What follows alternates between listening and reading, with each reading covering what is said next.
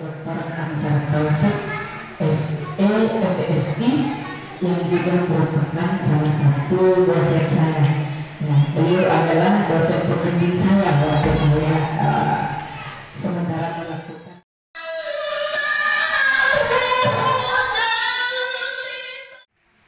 Maha suci Allah yang telah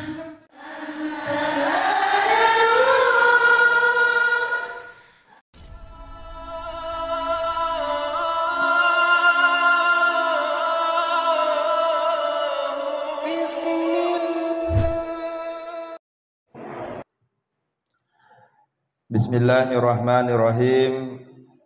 Assalamualaikum warahmatullahi wabarakatuh.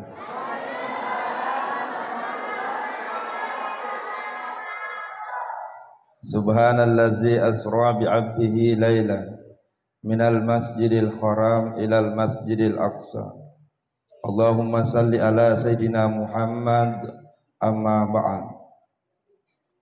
Yang saya hormati, yang saya muliakan Ibu Lurah Kelurahan Daya. Tadi kalau kita dengarkan sambutannya luar biasa memang, tahu Wadi. Wajar jadi lurah terbaik di Kota Makassar.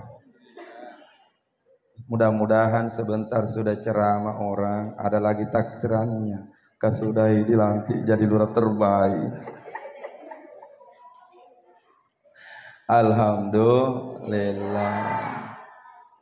Yang saya hormati, yang saya muliakan para tokoh masyarakat hadir di tengah-tengah kita, Pak RW, Pak RT, serta beliau Pak Ustaz.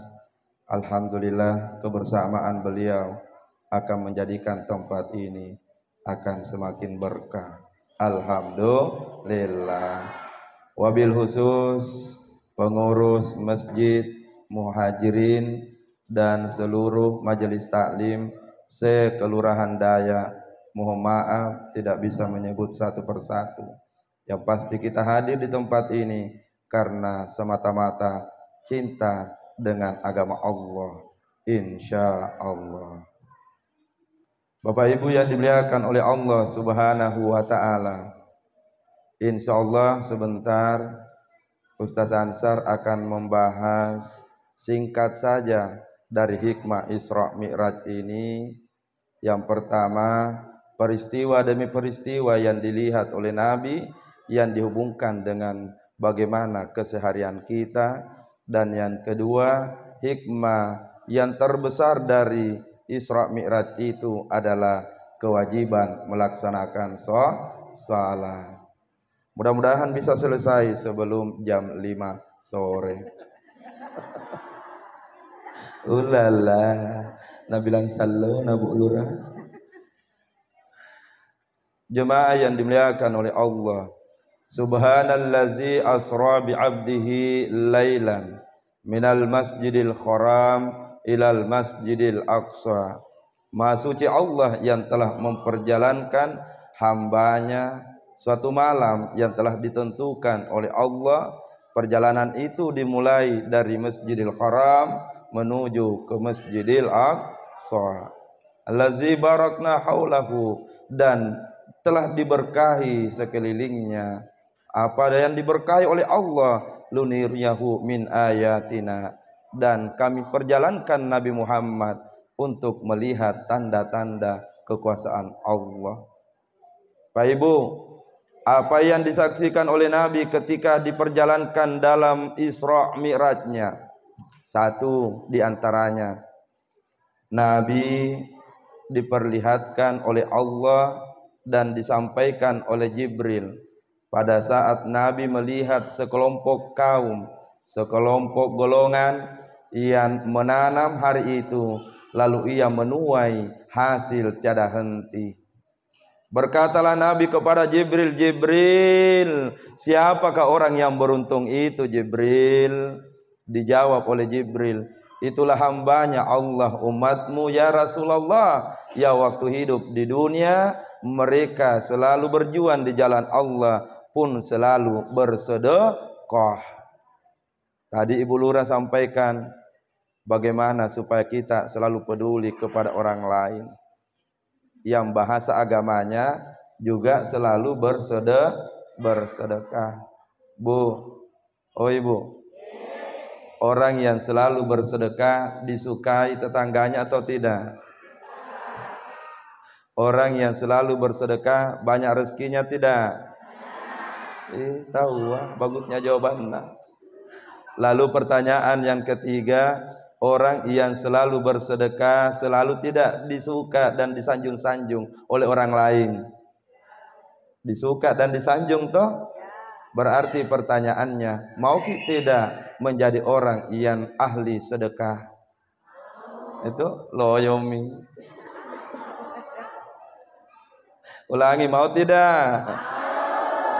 Baru memulai tapi ada bilang korina. Orang yang selalu bersedekah itu tidak akan pernah bangkrut. Orang yang rajin bersedekah pahala akan mengalir. Itulah yang dilihat oleh Nabi sebagai golongan ataukah kaum yang mendapatkan keuntungan pada saat Isra Mi'raj. Satu kali menanam tumbuh hasil yang tiada henti, berganti berlipat-berlipat. Itulah rahasianya sehingga orang yang bersedekah hartanya tidak berkurang, karena Allah menyampaikan, wa ma anfaqtum min syai' fa huwa yukhlifuhu. Apa yang engkau berikan sebagai tanda peduli kepada orang lain, fa huwa yukhlifuhu, maka Allah akan mengganti semua yang engkau lakukan itu. Ayo.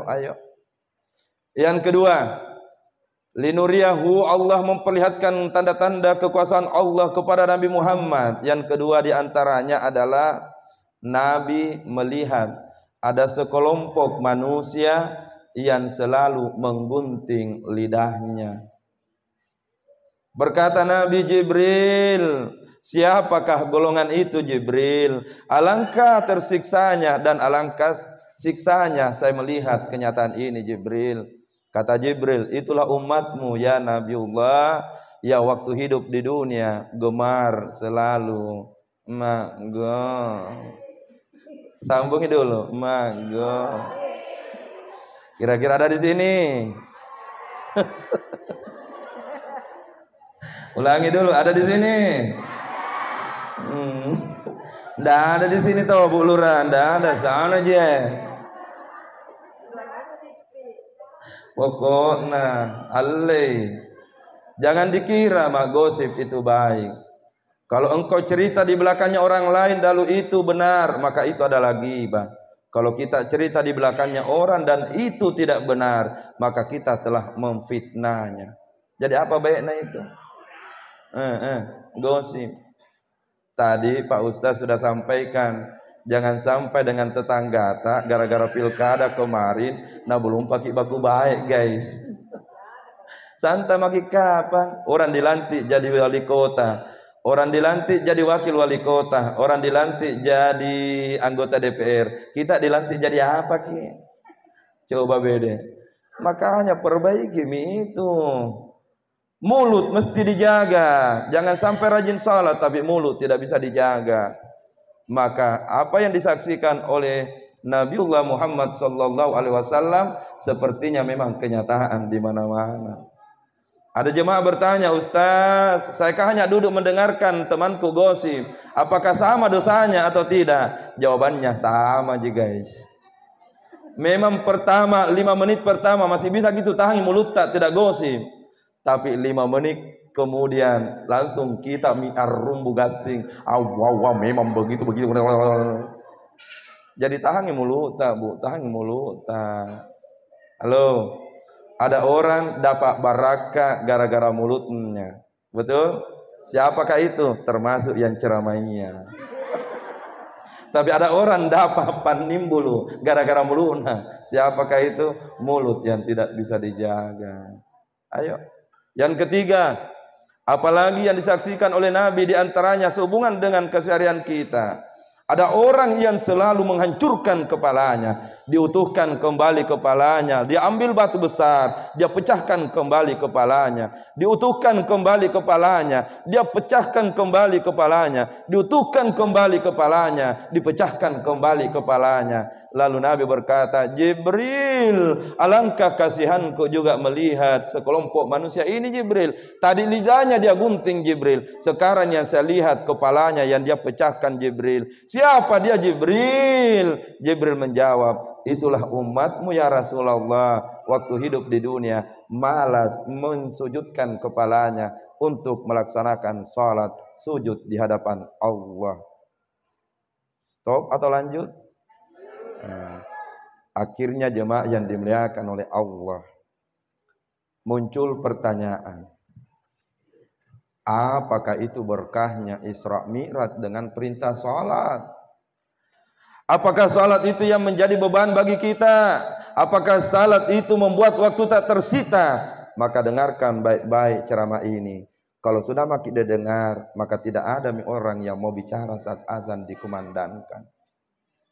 Kalau didengar kami ini semua hikmahnya, maka tidak ada orang yang malas berwudu, apalagi terlambat mau salat. Saya akan kupaskan dengan satu pertanyaan untuk kita jawab semua. Kira-kira di tempat ini adakah orang yang hidup selama-lamanya? Ada atau tidak? Kalau ibu-ibu yang ada di depanku ini kira-kira berapa umurnya? Karena kalau kuliah ini wargata, Ibu Lurah mungkin baru umur 25 tahun. Ulala.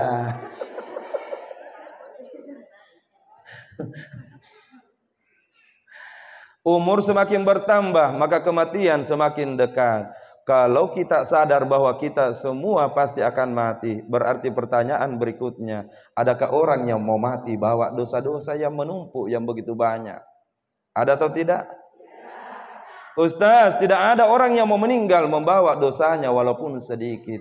Maka terima kasihlah dengan berkah Isra Mi'raj, Allah menurunkan keberkahan itu. Keberkahan apa? Kita akan urai satu. Keberkahan ketika azan dikumandangkan. Azan dikumandangkan, banyak orang yang ribut, banyak orang yang bicara itu karena tidak tahu apa keberkahan mendengarkan azan. Saya akan bukakan kitab referensi kitabnya yang kami pelajari dengan baik di pesantren.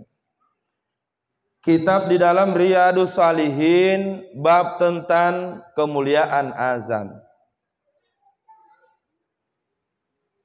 Nabi bersabda, "Man kana hina yasma'ul muazzin", siapa yang mendengarkan azan dikumandangkan, qala, lalu dia tutup mulutnya berbicara, handphonenya dia simpan sejenak. Termasuk pengajian berjalan, handphonenya disimpan sejenak. Apa jawaban dari mendengarkan azan? Asyhadu an la ilaha illallah wa asyhadu anna Muhammadar Rasulullah. Raditu billahi rabban wa bi Muhammadin rasulan wa bil islami dinan. Itu bisa dihafal dengan cepat karena selalu diucapkan. Tapi pahala yang didapatkan sebagai orang yang mendengarkan azan dan menjawab azan itu apa yang disampaikan Nabi dalam lanjutan hadis ini? Ghufiralahu sanbuhu, maka Allah akan menghapus dosa-dosa yang sudah engkau kerjakan. Hadis riwayat Imam Muslim. Bu, 24 jam Allah kasih kita dalam sehari semalam. Tak sedetik pun dalam 24 jam itu azan tidak dikumandangkan di dunia ini. Tahukah itu? Selesai azan di Makassar, azan di Pangkep. Selesai azan di Pangkep, azan di Barru. Selesai azan di Barru, azan di Selayar. Selesai azan di Selayar, maka azan di Jawa. Selesai azan di Jawa, azan di Papua, dan seterusnya. Maka 24 jam dunia ini tidak pernah berhenti dari azan yang dikumandangkan. Seandainya azan sudah berhenti, maka kiamat juga dunia, Bu. Ternyata ya Allah, dengan azan dikumandangkan, ampunan rahmatmu engkau turunkan bagi mereka yang menjawab azan. Bukankah itu berkah? Ini nih yang dimaksud dengan berkah hikmah dari Isra Mi'raj itu. Makanya sebentar azan, begitu azan dikumandangkan, langsung stop. Jangan kidul bicara, jawab azan itu. Syukur-syukurlah mudah-mudahan bisa ketemu azan di waktu maghrib. Syukur-syukurlah ketemu azan di waktu isya. Karena tidak ada jaminan sebentar masih bisa dengar suara azan. Betul tidak? Ayo jawab azan itu. Kalau azan sudah dikumandangkan, rahmat, pintunan, ampunan Allah bukakan untuk hamba Allah. Itulah kenapa Allah memperlihatkan Nabi, orang yang berada pada saat peristiwa Isra Mi'raj, dihentakkan kepalanya dengan batu besar. Rahmat Allah ia turunkan ketika azan. Tapi macari tamu lopotomi terus. Yang kedua, keberkahan dari perjalanan peristiwa Isra Mi'raj itu ada pada saat berwudu, Ki. Kalau boleh saya tanya, ibu-ibu berwudunya nanti mungkin pada saat mau salat dengan membaca Al-Quran. Itu karena kita belum tahu apa berkahnya berwudu. Kalau hanya berwudu pada saat mau salat dan pada saat mau membaca Al-Quran. Yang seharusnya adalah berwudu, Ki, setiap saat. Kalau sudah Ki kencing, sudah Ki kentut, berwudu Ki lagi. Apa keberkahannya? Nabi menjelaskan dalam kitab itu bab tentang kemuliaan berwudu. Sabda Nabi, "Man tawadda fahzanal wudu." Siapa yang berwudu dan menyempurnakan wudunya, garis bawahi, menyempurnakan wudunya. Harajat hati'atu, maka berguguranlah seluruh dosa-dosa yang pernah ia perbuat. Hatta tahruju min tahti adfarihi, walaupun dosa-dosa itu berada di bawah kukunya. Pertanyaannya, bagaimana berwudu yang sempurna?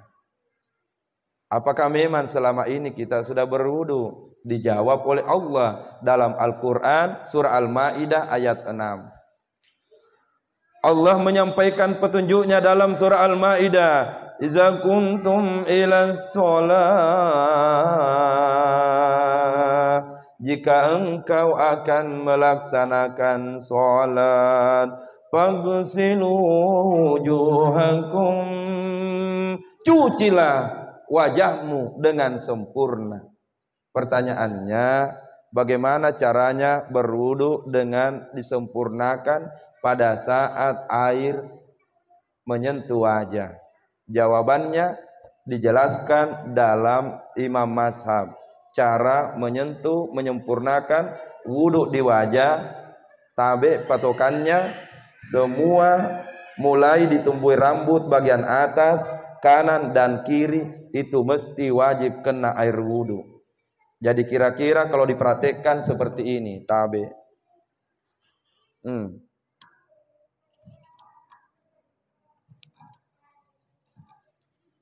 Tuh, sempurna. Kalau orang baru berwudu, belajar, begini gitu modelnya. Ulala. Kenapa mesti disempurnakan cara berwudu? Tanpa kita sadari, dijelaskan dalam hadis riwayat Imam Muslim yang lain. Kenapa mesti disempurnakan pada saat berwudu? Kata Nabi, "Fa iza ghasala wajhu," pada saat engkau berwudu mencuci wajahmu, kharajat ataya, maka keluarlah seluruh dosa-dosa miwajhi di wajahmu, ma'al ma, bersama dengan air wudu, au akhir bikitril ma, sampai tetesan air wudu terakhir itu, itulah ia menghapus dosa-dosa yang bersumber dari wajah kita. Jadi jangan main-main dengan wudu. Kan tidak mau mati itu banyak dosa. Ternyata wudu akan menghapus dosa-dosa yang diperbuat sumbernya dari wajah ini. Bu, di wajah inilah manusia nanti banyak akan menyesal. Laki-laki nanti banyak mendapatkan penyesalan dan dosa gara-gara mata yang ada di wajah ini. Pak, dosa tak kita Pak, sumbernya utamanya adalah kedua mata tak. Makanya dijelaskan dalam kitab yang lain, kalau laki-laki yang meninggal begitu ditinggalkan oleh istri dan anaknya sudah pulang, yang pertama kali hancur di dalam kuburan tak nanti Pak adalah kedua mata Pak. Kenapa bisa matanya laki-laki banyak dosanya? Karena matanya laki-laki bila lama guys.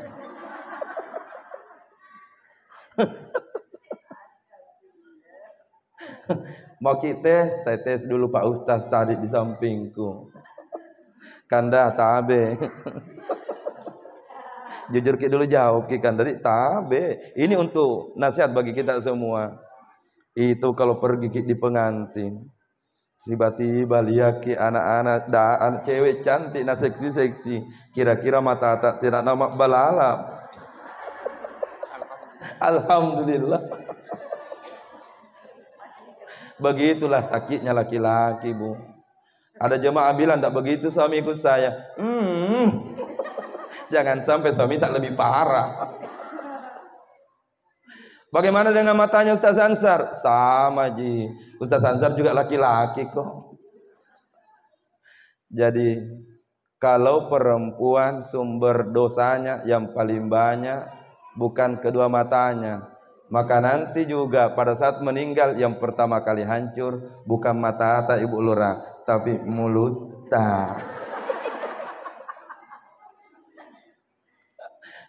Ibu, jujur jaki itu tidak mengakui. Memang perempuan banyak dosa gara-gara mulut. Apalagi kalau ada ibu-ibu, tapi mudah-mudahan tidak ada di sini. Ibu-ibu yang suka marahi suaminya. Tidak ada Ji? Halo, jujur ke dulu ya. Tidak ada Ji? Nah bilang banyak. Ibu, jangan kurang selalu marahi suami tak budi. Ya Allah, kasihannya itu suami tak. Saya mewakili suara hati bapak-bapak. Itu sebenarnya suami Bu, tabe budi. Tidak ada urusan capek, tidak ada urusan lelah di luar cari rezeki. Tapi yang penting istri tidak suka koro-koroan di rumah. Ya Allah, sakit natong itu perasaan tak capek toma ki koron carikan rezeki na pulangi koro-koroan di rumah. Ibu, yang lagi marah suami tadi itu kenapa suami cepat tua mukanya dibandingkan ibu-ibu? Coba bandingkan, buktikan bedanya. Ibu-ibu itu awet muda dan cantik. Coba buktikan bedanya dengan mukanya suami. Lihat di depan, gayanya, wajah kau masing-masing mana di itu.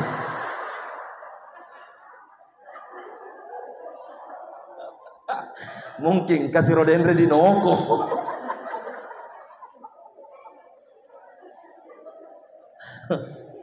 Lanjut. Jam berapa Ibu Lurah? Lama mak kurasa ceramah. Nanti lagi disambung ini. Baik, lanjutkan lagi sedikit. Lanjut, lalu pada saat berwudu, wa aydiyakum ilal marafiq. Cucilah kedua tanganmu sampai di sikuta. Cuci jari sampai ke siku. Jangki balik dari siku sampai ke jari. Tabe dia. Jadi kalau selama ini masih berwudu begini, maka mulai sebentar berwudu ubami. Itu gunanya kita bermajelis supaya bisa belajar. Sempurnanya tabe saya perlihatkan. Ustaz Ansar kebetulan baju yang saya pakai agak sempit, makanya setiap kali saya berwudu mesti kulepas ini bajuku. Karena tidak sah salat kalau tidak ada wudu. Mesti saya lepas ini baju kalau berwudu kan. Itulah sebabnya Pak Pengurus, tempat wuduknya perempuan dengan tempat wuduknya laki-laki mesti dibedakan. Apa kata Nabi menjelaskan pada saat kedua tangan dicuci? Faiza ghasala yadain, pada saat engkau mencuci kedua tanganmu, kharajat hati'atu, maka bergugurlah dosa-dosa bersama air wudu, au akhir bikitril ma, sampai tetesan terakhir air wudu itu membersihkan dosa-dosa dari kedua tangan yang pernah dulu berbuat dosa. Siapa yang tahu? Siapa tahu dulu pengantin tetangga ta, contoh tak tidak di sini. Siapa tahu dulu pengantin tetangga ta, nah ini ada tangan selalu ambil daging tidak bilang-bilang. Ada begitu tuh, tapi dari sini saja. Siapa tahu dulu biasa kalau ada acara di masjid, tangan tak yang paling banyak bungkusan. Ayo cuci baik-baik. Wamsahu biru'usikum, basuhlah kepala. Penjelasannya boleh sebagian dari depan ke belakang bisa, yang penting sebagian bisa kena air wudu sempurna. Warjulakum ilal qa'bain, cucilah kedua kaki. Tapi cuci kedua kaki maksudnya tabe sela-selanya kaki kita diperbaiki, seolah-olah ada kotoran yang mesti mau dibuang di situ, dicuci. Karena kalau mencuci kaki beda dengan berwudu. Kalau mencuci kaki kita tak begini je, cuci kaki itu namanya. Ada yang pergi di masjid, berwudunya di masjid, biasa saya perhatikan, nangkak kakinya tak begini je.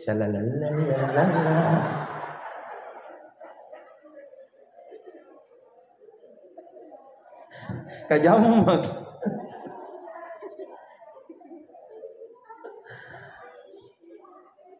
Kata Nabi penjelasannya tentang mencuci kaki, faizaga salarijlain, pada saat engkau mencuci kedua kakimu, maka sama tadi, maka bergugurlah dosa-dosa yang pernah diperbuat oleh kedua kaki kita. Jangan sampai pernah dulu pergi di panti pijat ke guys. Jadi cocok tonton Bu Lura, nak bilang jaga suamita. Itu yang suami Bu sebenarnya gampang ji, tergantung dari istri gitu.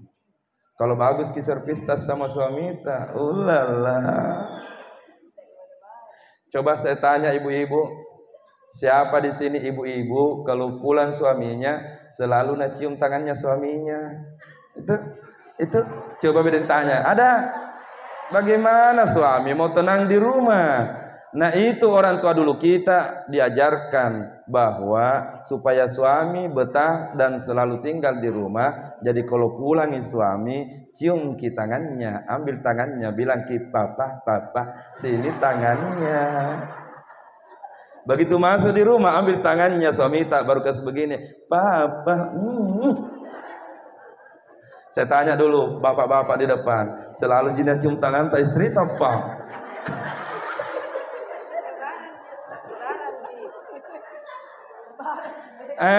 Sudah dicium tangannya suami tak, langsung maki bilang papa doi. Langsung bilang suami tak, baik mantun ini suami. Nah setelah berwudu jemaah yang dimuliakan oleh Allah, sambungnya hadis riwayat Imam Muslim ini, yakhruju naqiyan minas sunubi, maka setelah berwudu engkau sudah bersih dari dosa-dosa. Ya Allah. Itulah sebabnya kenapa jenazah sebelum dibungkus dengan kain kafan diwudukan. Biasa kita melihat jenazah tuh diwudu itu. Tapi apa maknanya jenazah diwudukan pada saat sebelum dibungkus dengan kain kafan? Maknanya kurang lebih begini. Wahai jenazah, di saat hidup engkau terlalu digelapkan dengan harta. Engkau kumpulkan harta yang banyak, sekarang mana mi hartamu? Tak sedikit pun hartamu kau bawa. Biarlah kami mewudukanmu. Semoga dosa-dosamu melalaikan waktu salat dulu. Allah ampuni dengan berkah wudu ini. Wahai jenazah, waktu hidup di dunia azan dikumandangkan, engkau tetap bicara. Padahal ampunan dosa telah datang kepadamu, tapi sudahlah wahai jenazah. Mudah-mudahan air wudhu terakhir ini dari orang lain yang mewudhukanmu akan menghapus dosa-dosamu sebelum dimasukkan ke dalam liang lahatmu. Jadi pelihara wudhu tak. Jangan hanya berwudhu pada saat mau salat. Di pada masar nanti orang berteriak, ya Rasulullah, saya umatmu ya Rasulullah. Kata Nabi, engkau bukan umatku. Salah satu yang membedakan orang yang rajin berwudhu nanti di pada masar, wajahnya orang yang selalu berwudhu akan terang bercahaya. Jadi bisa dibayangkan kalau tidak pernah lepas dari air wudhu, bercahaya sekali mukanya. Ada nanti orang mukanya nanti ketahuan, dah bilang Nabi, oh ini berwudu nanti pada saat mau pergi salat Jumat. Ada juga nanti wajah kelihatan, oh ini nanti berwudu 3 kali di dalam 1 tahun, Idul Fitri, Idul Adha, dengan kalau ada maulid ember di masjid. Ibu mau cantik tak? Cantik itu dari dalam, maka perbaiki hati tak dan jaga wudu tak. Jemaah yang dimuliakan oleh Allah Subhanahu wa taala. Sedikit lagi. Yang ketiga, saya akan selesaikan 5 menit paling lama. Yang ketiga adalah berkahnya Isra Mi'raj itu ada pada saat melangkah dari rumah ke masjid. Setiap langkah kaki ini akan menghapus dosa, dan langkah berikutnya tarfa'u darajat, meninggikan derajat kita. Yang terakhir, yang keempat adalah keberkahan Isra Mi'raj. Ini ada hubungannya dengan usaha kita di dunia. Semua orang ingin punya rezeki yang banyak di dunia. Semua orang ingin punya anak-anak yang berkah dan banyak rezekinya, dan jadi pejabat, serta tidak lupa dengan orang tuanya. Betul tidak? Ternyata keberkahan dunia ini ada di saat kita menunggu waktu salat. Pasti ibu-ibu akan menyesal kalau sudah mendengar ini ceramahnya. Nabi bersabda dalam hadis riwayat Bukhari Muslim, orang yang duduk-duduk menanti waktu salat, ulangi, orang-orang yang duduk-duduk menanti waktu salat, maka tidaklah di dalam menanti waktu salat dalam masjid itu melainkan malaikat doakan dia. Apa doanya malaikat? Yang pertama, Allahumma ghfir lahu, ya Allah, ampunilah dosanya ya Allah. Tapi Allah menjawab, wahai malaikatku, sudah miku ampuni dosanya. Ketika tadi azan dikumandangkan, dia sudah menjawab azan, wahai malaikatku. Malaikat kembali berkata, ya Allah, ampuni dosanya ya Allah. Allah kembali menjawab, dia sudah berwudu tadi di rumahnya, dia sudah berwudu tadi sebelum masuk masjid malaikat. Maka ampunanku yang kedua sudah kuberikan untuk hambaku yang duduk menanti waktu salat.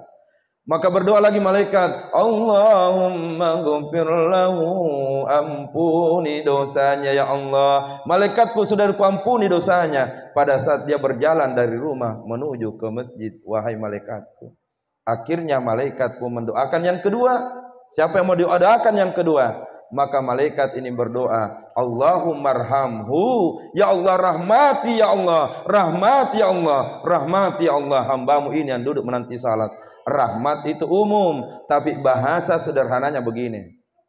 Ada hubungannya dengan apa yang disampaikan oleh Ibu Lurah. Rahmat secara sederhana begini. Kalau istri yang duduk-duduk menanti waktu salat, semoga suaminya dijaga oleh Allah dan senantiasa sayang kepada istri dan anak-anaknya. Alhamdulillah. Kalau suami yang rajin duduk menanti waktu salat, maka maknanya semoga istrinya menjadi patuh dan anak-anaknya semua menjadi anak-anak yang barakah. Mangkali nggak ada nama Luqman itu jama-jaman. Kalau penjual-jual yang masuk di masjid menanti waktu salat, Mungkin tadi pagi tidak bagus pikodon rezekinya, masih kurang pembelinya, maka doa malaikat akan mengatakan, ya Allah, ini kodonya duduk-duduk menentu salat, ya Allah, tadi menjual-jual ke di luar, ya Allah, masih kurang pembelinya, ya Allah. Maka setelah keluar dari masjid, ya Allah, bukakan rezekinya, bukakan rezekinya, bukakan rezekinya, supaya bagus semua rezekinya, ya Allah. Kalau kedua orang tua menanti waktu salat, lalu ada anaknya 3, kasihan, tidak ada yang berhasil, masih mapan rasu-rasu anak-anak dia lalu mangkali nggak ada, maka doa malaikat ditunjukkan untuk anak-anaknya, ya Allah, anaknya ini kodon suami istri yang menanti waktu salat, ya Allah, dia pakai kejam-jaman, ya Allah, belum ada pekerjaannya, ya Allah, bukakan rezekinya, ya Allah, mudah-mudahan seperti anaknya orang lain yang bagus rezekinya dan bagus dalilnya serta rajin salat, ya Allah. Itu doanya malaikat sesuai dengan kebutuhan kita masing-masing. Mungkin itu saya kodong karena mau sekali gak punya anak penghafal Al-Quran, jadi mungkin malaikat doakan kayak Allah kasih kodong ini, ya Allah hambamu, karena di hatinya yang paling dalam mau punya keturunan anak-anak penghafal Al-Quran, ya Allah. Itu semua ada di waktu salat. Bu,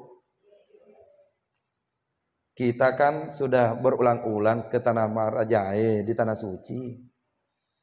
Penjual, ayo kita lihat kalau kita pergi di Masjidil Haram ataukah di Nabawi di Madinah. Kalau penjual ini ada 10 orang mau antri, dagangannya mau dibeli, tapi azan di Madinah, azan di Masjidil Haram, pertanyaannya, nalayani ki penjual atau karena tinggalkan ki? Jujur ki, nalayani kita tinggalkan ki, dia akan tinggalkan pembeli dengan santainya. Dia akan berkata, halas, halas, halas, tutup, tutup, tutup, salu, salu, salu, salu, sembayak dulu. Kenapa mereka tinggalkan pembeli? Padahal ada ini pembeli 10 yang mau antri, karena keberkahan doa malaikat itu lebih berharga dibandingkan 10 orang yang datang ini. Mungkin 10 tadi yang antri, tapi setelah didoakan malaikat, begitu keluar dari masjid, 20 orang yang antri. Karena mereka yakin rezeki tidak akan pernah tertukar. Iya natu sabana. Kenapa kalau kita di tanah haram, begitu azan, semua penjual tutup, tinggalkan. Nah itu na kunci. Pak Di, tidak juga na kunci, na tutup saja. Kode saja bahwa tidak ada yang mau layani pembeli. Pertanyaannya, bagaimana dengan kita? Jawab dulu.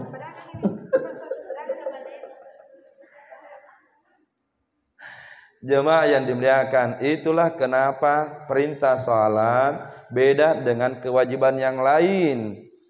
Puasa wajib, tapi kalau sakit keras bisa jipidia. Haji wajib, tapi kalau orang tidak mampu tidak apa-apa. Zakat itu wajib, tapi orang miskin memang tidak apa-apa. Tapi salat iya guys. Orang kaya, orang miskin sama tidak salatnya? Orang sehat, orang sakit keras sama tidak? Sehat berdiri. Kalau tidak bisa berdiri, maka duduk. Tidak bisa duduk, baring. Tidak bisa lagi hati tak mami. Kalau tidak mau ki pambejai season nih, nah dibungkus ki dengan kain kafan. Tahukah apa hikmahnya itu semua?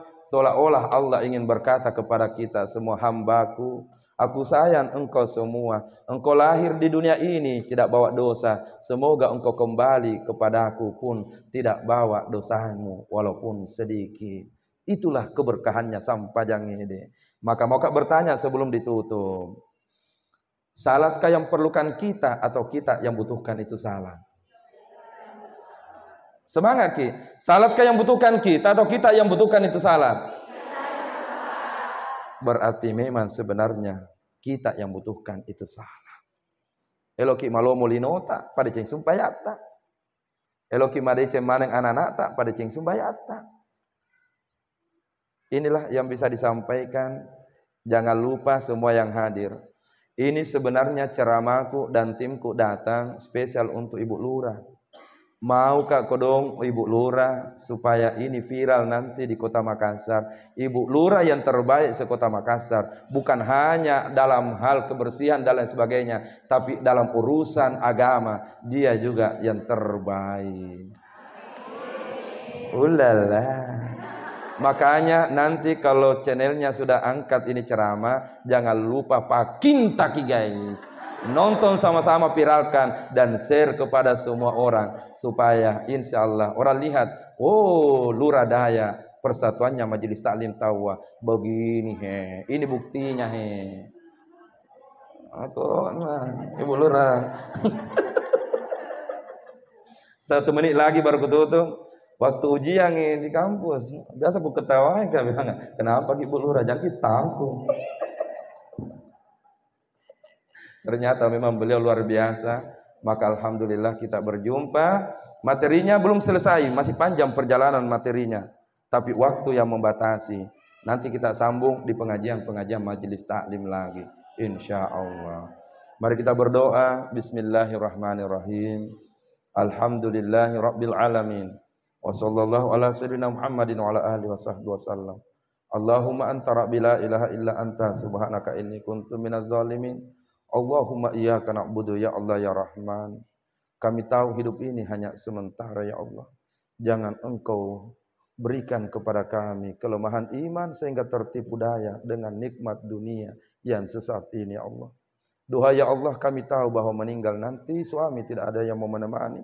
Anak pun akan meninggalkan kami. Maka ya Allah, semoga kami istiqamah untuk menjaga salat kami. Supaya kami senantiasa bersih untuk kembali menghadap kepadamu ya Allah. Rabbana atina fid dunya hasanah wa fil akhirati hasanatan wa qina azabannar. Wa sallallahu ala sayyidina Muhammadin wa ala alihi wasallam. Al-Fatihah. Alhamdulillah rabbil alamin. Mohon doanya